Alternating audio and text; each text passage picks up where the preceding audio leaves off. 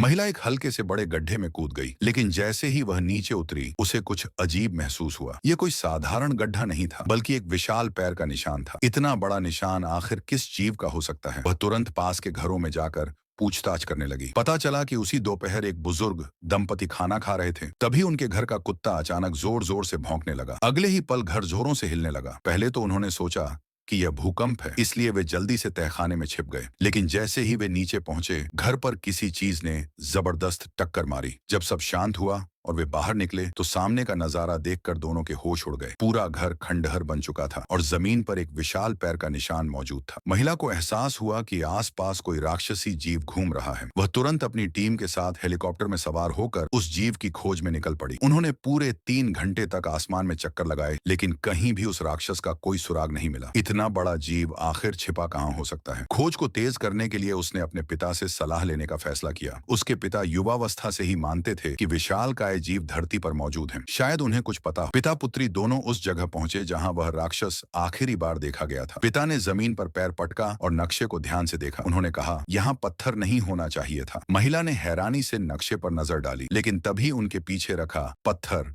धीरे धीरे आंखें खोलने लगा। दोनों वहीं के वहीं जम गए। वह पत्थर दरअसल सोया हुआ पर्वतीय दानव था। पल भर में वह हिलने लगा और अपनी असली शक्ल में बदल गया। चारों ओर भगदड़ मच गई। लोग जान बचाने के लिए हेलीकॉप्टर में कूद पड़े। सौभाग्य से उस पहाड़ी राक्षस ने उन पर हमला नहीं किया और इस तरह वे मौत के मुंह से बाल बाल बच निकले।